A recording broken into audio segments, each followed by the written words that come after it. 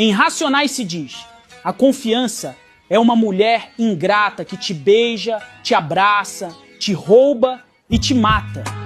Na Bíblia se diz: não confie nos vizinhos, nem acredite nos amigos. Até com aquela mulher que o abraça, tenha cuidado com o que falar. A vida ensina que confiança é artigo de luxo. Quem vacila, perde. Quantas vezes aquele amigo sorria pra você e assim que você virava as costas, ele já estava falando mal? A favela é escola, mas o preço do aprendizado é alto. Não é sobre paranoia, é sobre visão. Porque a maldade não avisa, ela chega suave, camuflada de abraço. E aí, parceiro?